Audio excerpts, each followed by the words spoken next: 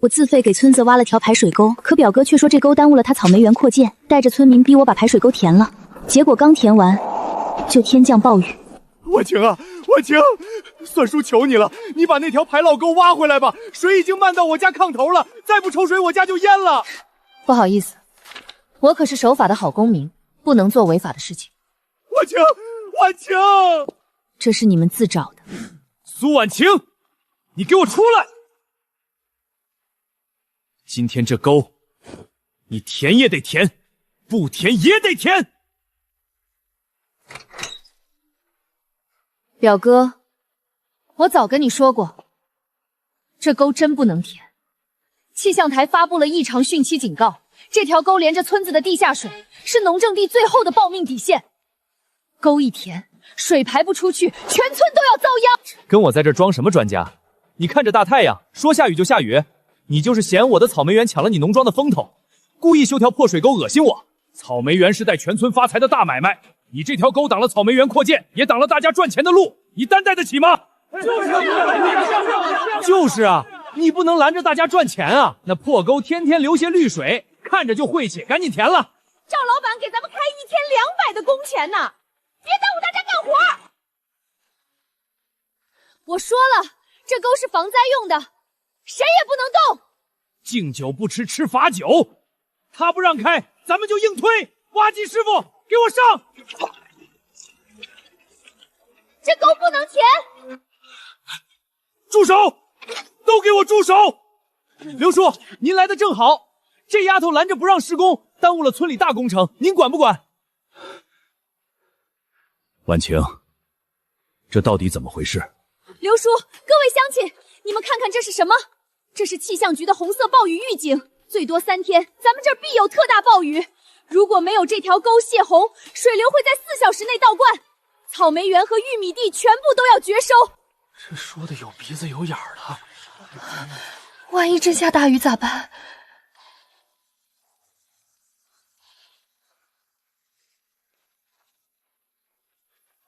乡亲们，别被他给忽悠了，这是市里大超市的采购订单。只要草莓园扩建完，只要大巴车能开进来，订单立刻生效。到时候，凡是入股的、帮忙干活的，年底大家统统有分红，一人起码多赚大几千。下点雨怕什么？庄稼地哪年不下雨？就是，我看苏婉晴就是眼红亲戚发财，在这儿咒咱们全村遭灾呢。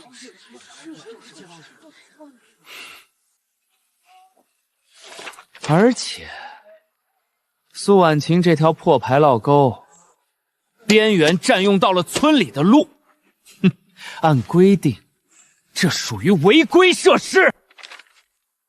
婉晴啊，这虽然是造福村里的沟，但压了红线，政策上确实说不过去。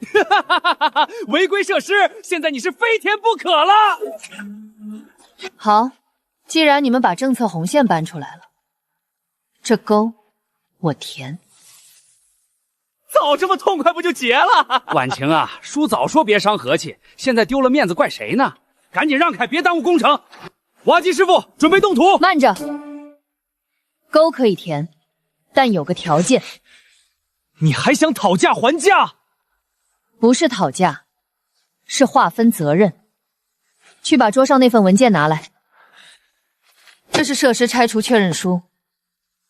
沟是你们强烈要求填的，红线也是你们指认的。既然你们不信暴雨预警，那就把字签了。填埋后因丧失防汛泄洪功能，导致淹水绝收及财产损失，由联名拆除的村民全权承担，与我本人无关。想要这块地发财，就把这份责任担起来，签字画押，后果自负。婉晴，都是乡里乡亲的，弄这么绝没必要吧？刘叔，这叫契约精神。既然大家觉得我是在吓唬人，那签个字也不会有任何损失。签就签，少拿下雨吓唬人。大家别怕，他这是找台阶下呢，咱们一起签。看他下雨天能翻出什么浪。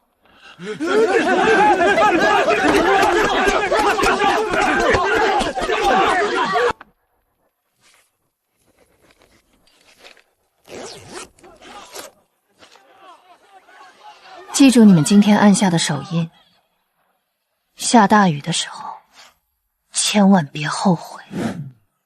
磊子他爹，你们家今年可是要发大财了。那是，也就是我家磊子有魄力，要是听那丫头的，留着臭水沟，这满地黄金不就长翅膀飞了？哈哈，工人都过来，继续填。老板，真花30万买防汛物资，沙袋、挡水板、3台大抽水泵，那可是30万啊！万一这雨下的不大，买，这不是雨大不大的问题，这是保命的问题。排涝沟没了，洪峰过境，我们农庄首当其冲，钱没了可以赚，阵地毁了就全盘皆输。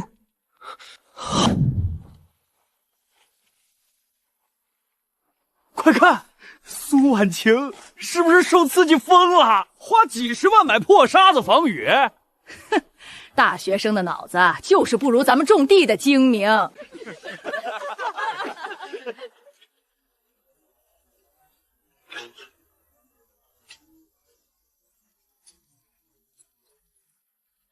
坏了，大雨要来了，得赶紧去通知大家。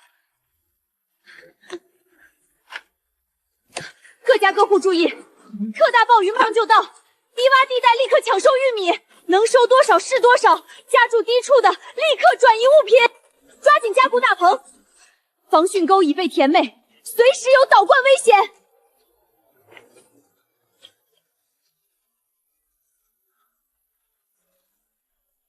苏婉晴，你少在这散布恐慌！眼看着我的大棚要完工了，你就见不得我好是吧？乡亲们，现在这玉米还没熟透，水分大得很。你们现在收了，1亩地少说得亏几百块钱。今天谁要是因为信了他去抢收，少卖的钱，那苏婉晴赔吗？都不许去收！我周磊把话放在这儿，今天就是下刀子也没事儿。你们安心帮我干活，要是因为这雨地里真出了什么损失，我个人掏腰包给你们赔。快，把化肥都垫高点，全部放到棚子最里面。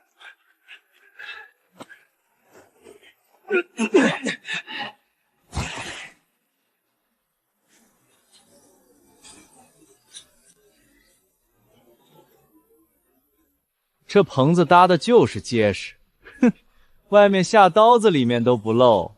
哼，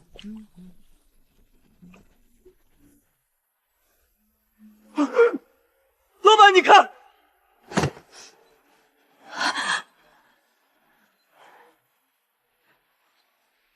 决堤了。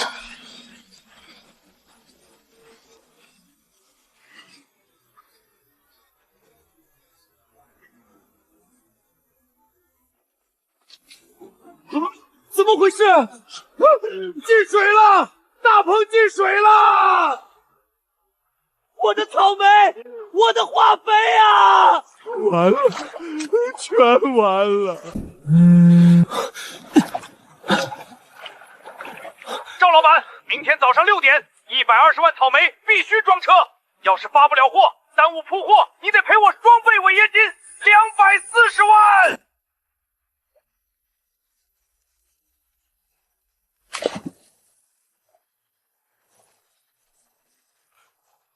儿子，咱们先出去。各就各位。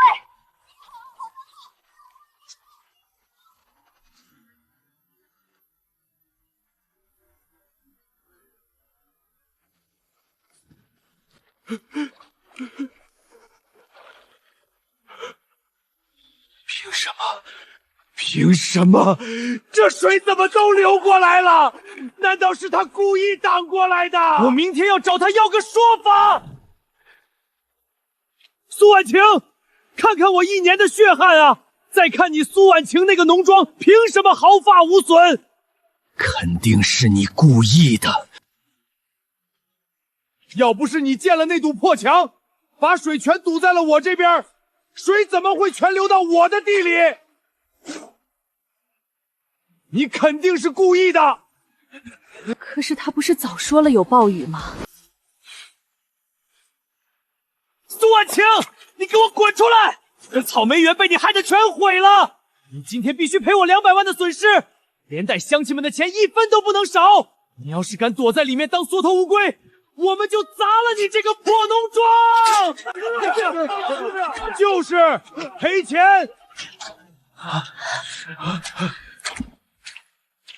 让我赔钱？周磊，你现在推卸责任已经没有意义了。你少在这阴阳怪气！要不是你建防水墙把水全挡回村里，我们能淹成这样，你今天赖不掉。事实，想要事实，那我就给你们讲讲事实。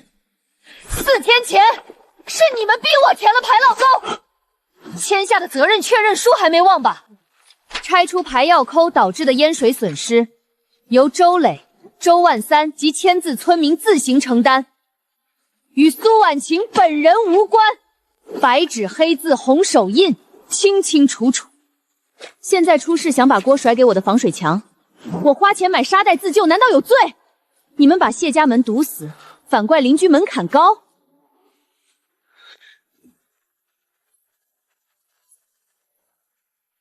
我撕了，我让你念，现在纸没了，看你怎么证明。今天这钱你不赔也得赔。撕吧，原件正锁在我的保险柜里。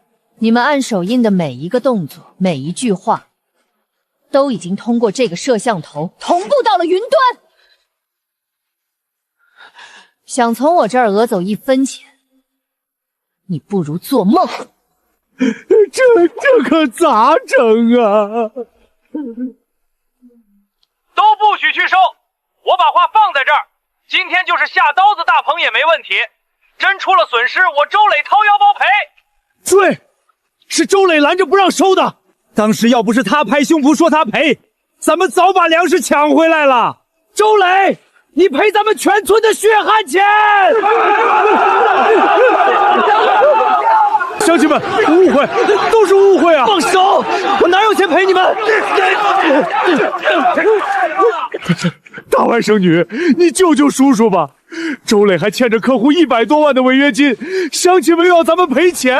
你农庄这么赚钱，你借叔叔200万，帮咱们把这难关渡过去。咱们可是一家人啊，血浓于血。一家人？当初你们煽动全村，逼我填保命沟时，怎么不提一家人？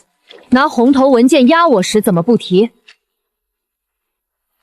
成年人要为自己的贪婪买单，这笔账你们自己还。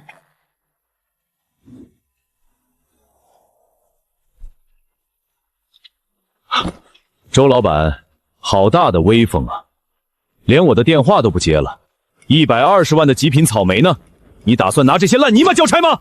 王总，您听我解释，这是几10年不遇的天灾啊！少废话，我只看合同，发不了货双倍违约金。240万今天必须到账，否则咱们法庭上见。赵先生，鉴于您目前的履约能力极差，我们已经向法院申请了诉前财产保全，你名下的房产和车即刻查封。如果您拒不还款，将被列入失信被执行人名单。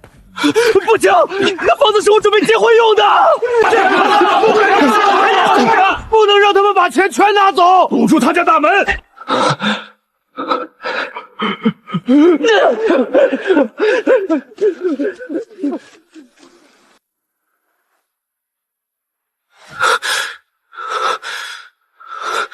苏婉晴，都是因为你不借我钱，不让我活，那你也别想好过。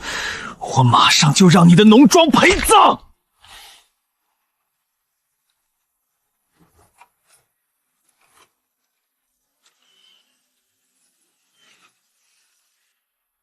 婉晴姐，外面的积水还没退完呢，这云图……更大的洪峰要来了。之前那场雨已经让周围山体的土壤水分达到了绝对饱和，排涝沟被填，排泄速度不到1成。今晚9点，第2波暴雨一旦降临，不仅整个村子会被彻底淹没，东边的河堤甚至有决堤和引发泥石流的风险。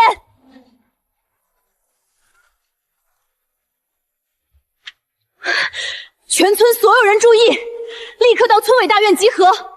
这不是开玩笑，关乎全村老少的性命！马上集合！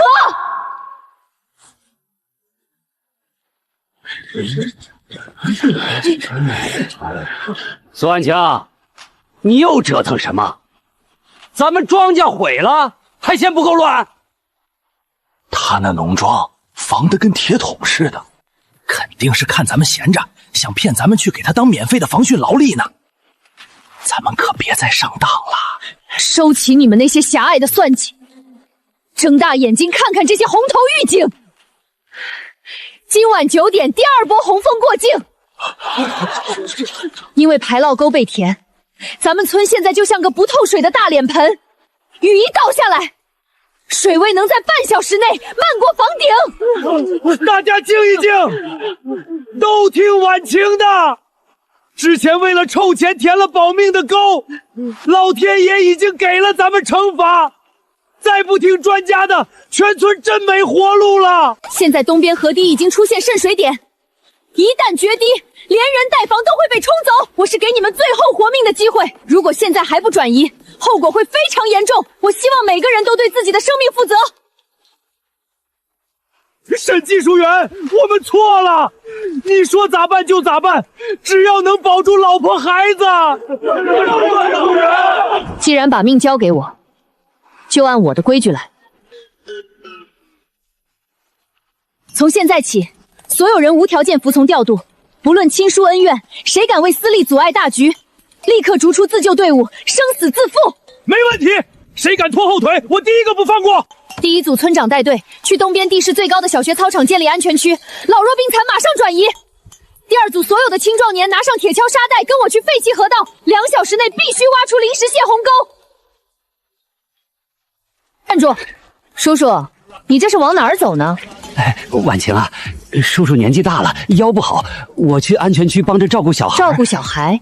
你那双手只会拿亲情绑架别人，连烂摊子都收拾不了，拿什么照顾别人？你和你那个躲在家的儿子周磊，现在就去东边河堤扛沙袋，这是你们填平排水沟欠全村人的债。去，还有活路；不去，现在就滚！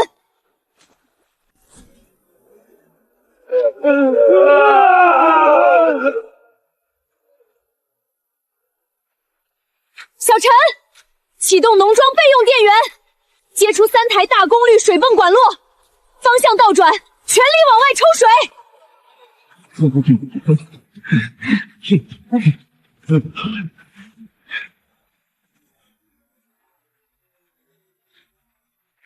婉晴姐，不好了，泵停了，有人用液压剪切断了主控电缆，甚至在配方箱里倒了水，备用电源切不过去，配方箱那边出事儿了。调出配电室夜视监控。他这是要害死咱们全村啊！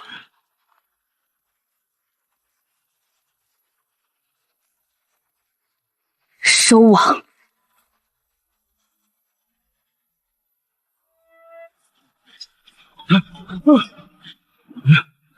出事了！是农场最高级警报，全都有，带上家伙和手电，跟我去农场逼电厂！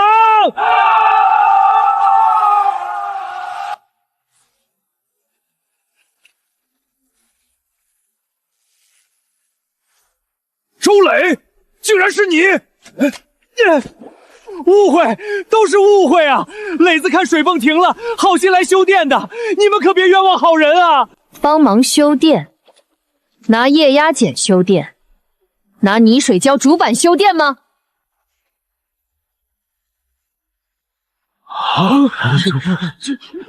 我说过，后果自负。你在抢险生死关头破坏防汛设备，这不叫搞破坏，这叫危害公共安全。谁报的警？嫌疑人是谁？是我报的警。他恶意破坏防旋主控电缆，导致全村排涝停滞，人证物证全在这里。不要抓我，我知道错了，我再也不敢了。大外甥女婉晴，你不能这么绝情啊！你表哥不能坐牢啊！求你跟王队长说说好话，撤案吧。你现在跟我谈感情了？他拿剪刀破坏电缆的时候，想过我会死在水里吗？你们为了分红逼我填沟，想过全村老小差点没命吧？你儿子的命是命，全村人的命就不是命。法律不会给他第二次机会，我也不会。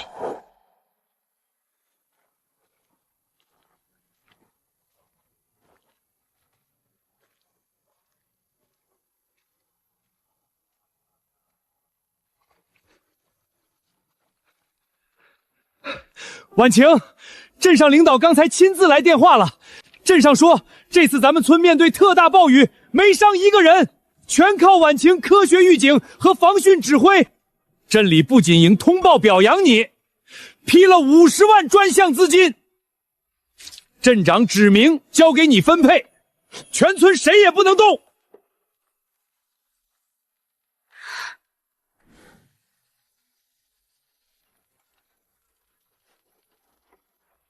50万专项资金和农庄利润，我全砸进了基建。硬件建好了，但想保长治久安，必须有铁规。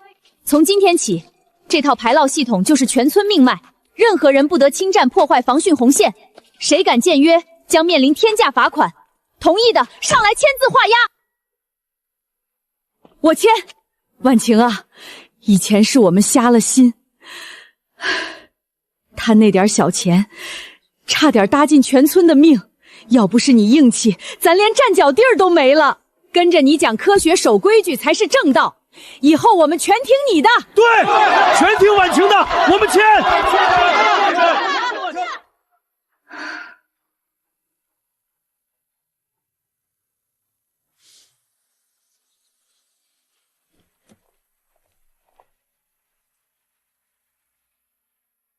这么好的水面拿来养虾防汛太浪费了，要是包给我，建一个超大型的综合水上乐园，旁边再搭一包水上餐厅，咱们强强联合，绝对能打造成全市的网红打卡地。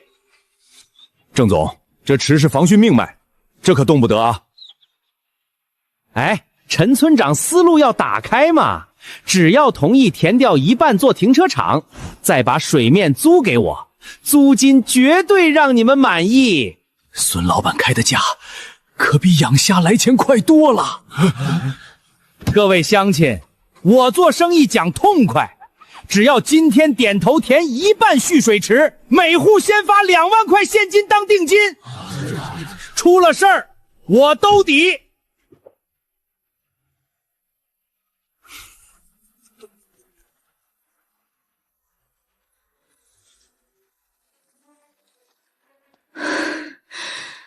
我不同意。婉晴，人家大老板都说了，就填一半做停车场，不仅给咱这么多钱，还承诺了出事会兜底。要不咱们就答应了吧？是啊，婉晴，有钱不赚王八蛋，这可是天上掉馅饼的好事。天上掉的从来不是馅饼，是陷阱。这片水池容量是据咱们村周边的汇水水面积精确计算出的，哪怕填掉1/3，容支也会跌破安全红线。暴雨倒灌就会重蹈去年覆辙。我当是谁呢？原来是个不懂变现的书呆子。苏小姐，做人不能太自私，你搞你的环保，还不让大伙儿发财了？我刚才说了，就算真淹了，损失多少我全额赔付，绝不差钱。你兜底？你拿什么兜？半年前就在这里，那个站在村委会里，拍着胸脯向你们保证大棚不会塌，玉米淹了算他的周磊，也是这么说的。你们去年的债还清了吗？绝收的地长出新苞米了吗？家里刚分了2万块钱虾款，胆子就又肥了是吧？好个油盐不进的丫头片子，你给我等着！这市里没人敢跟我郑某人叫板。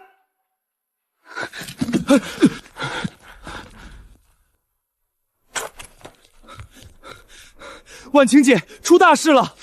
市里最大的3家连锁商超今早突然全部打来电话，要单方面终止稻虾采购合同。理由是什么？他们说咱们虾的规格不达标，其实根本不是。我打听了，是那个郑总发话，他直接卡死了咱们的销路。池子里压着大几万斤成年虾，用不了1个月资金链就得崩。沈总，听说农庄压了不少货，郑总让我带句话：稻虾多待1天就多烧1天钱，年轻人别太气盛。现在要是肯低头，同意把蓄水池让出一半，采购合同下午就能重签。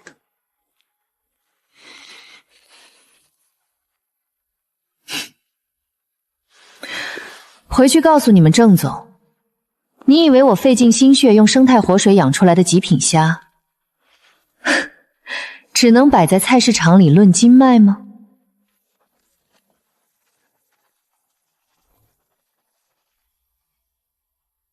怎么回事？谁敢收他的货？兄弟，收这破虾多少钱1斤？破虾？这是省农科院认证无中坏稻虾，运营餐厅和科研所全包圆了，120块1斤。郑总，早啊！想靠断供菜市场逼我妥协？我半年严控生态拿下省级认证，这是绝对的技术壁垒，是你那点商超人脉能碰瓷的？拿钱砸人？郑总，你的格局太小了。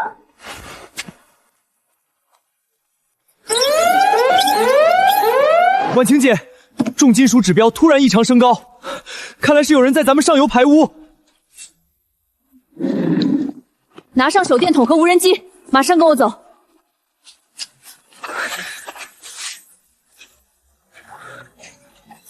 郑总真够绝的，为了搞垮咱们，竟卖通邻村的人半夜倒毒垃圾。别动，抓贼拿赃，等他们抬起车斗。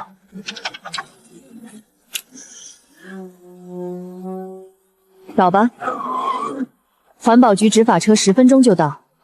你们这一斗垃圾倒下去，刚好够进去踩几年缝纫机，要不要试试？人赃并获，连偷排废水的暗管都查出来了，把人带回去，顺藤摸瓜，直接查封幕后账目和工地。太毒了，以后谁也别提建停车场了。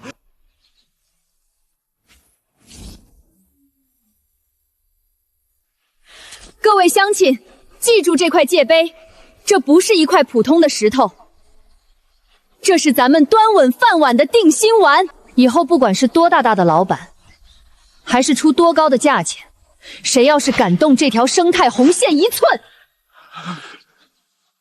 我一定依法追责，让破坏者付出应有代价。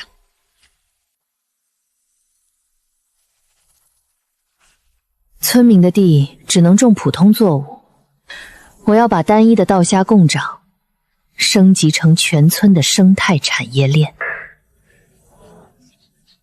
乡亲们，我打算成立晚晴生态农业合作社，我会把水质调控、虾苗繁育和生态供养的核心技术免费交给全村每一个人，农庄的销路全村共享。婉晴，真舍得把生财之道白给大伙儿？技术免费给，销路一起用，但我有2个条件：第一，必须遵守生态休渔标准，绝不允许用一滴违禁农药；第二，谁敢私自污染水源或者一次冲好，当场踢出合作社，永不录用。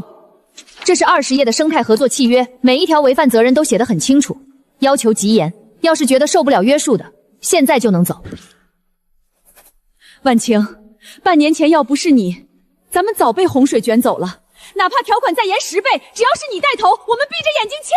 对，闭着眼睛签，全听婉晴的。我近乎不近人情的严格品控，最终换来了市场的疯狂回馈。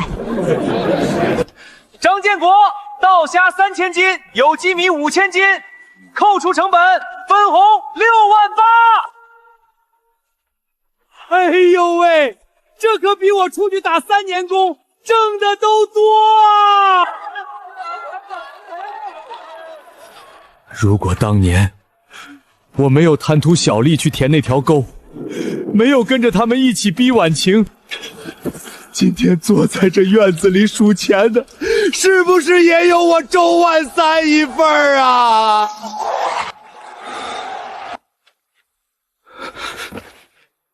表妹，我错了，在里面的大半年，我天天听着雨声做噩梦。我终于知道当初造了多大孽。我今天来不是来要分红的，我也没脸要，我就是想求你给我一份工作，哪怕让我去掏下水道去挖最脏的排涝沟也行，求你给我个改过自新的机会吧。你知道现在村里的合作社招工最低标准是什么吗？底薪4000，交5险，年底还有分红，但这些你全都没有。我知道，我不配，我这就走。我没说让你走，整个村子外围的生态排水干球，加上蓄洪潜塘的引水道，一共10公里。虽然平时有机械维护，但有些死角和沉沙塘必须靠人工下水清淤泥，这活最苦、最脏、最累，连村里最缺钱的汉子都不愿意干。没有底薪，没有保险，也不算合作社的正式员工。按你清出来的淤泥方量算钱，不达标1分没有。你干不干？我干，婉晴我干，多脏多累我都干。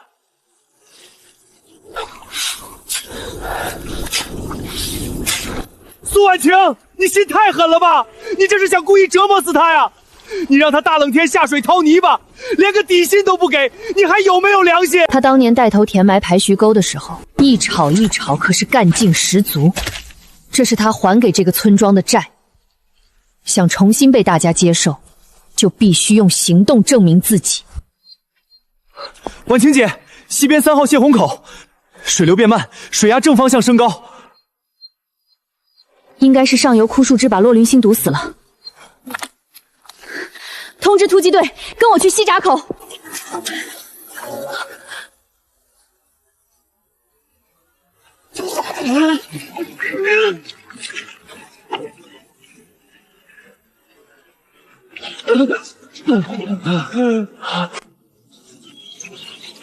没事儿，咱们的大棚一滴水都没进，我那5亩的玉米杆子连1根都没折断，全保住了。沈总，全市都在惊叹你们的奇迹。您觉得这个曾经在洪水疏惨重的村庄，如今能轻松战胜100年一遭特大暴雨的秘诀，到底是什么？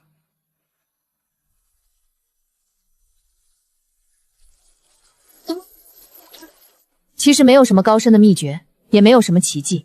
如果要总结，那就是8个字：敬畏自然，严守规则。大自然的力量不是靠几句大话就能扛过去的。我们曾经贪图眼前的利益，违背科学去填埋排涝沟，结果遭到了最严厉的报复。但当我们学会敬畏自然规律，当我们把科学的防线写进村规规约，当全村人都不再把人情世故凌驾于安全底线之上时，这就是我们最坚不可摧的堤坝。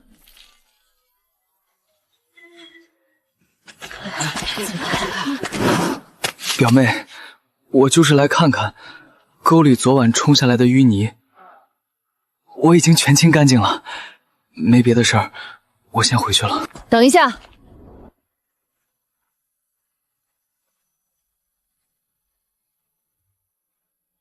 ，10公里的排涝沟淤泥，你掏了整整1年，算你还清。去把自己洗干净，明天早上8点，去合作社物流部报到，签正式用工合同。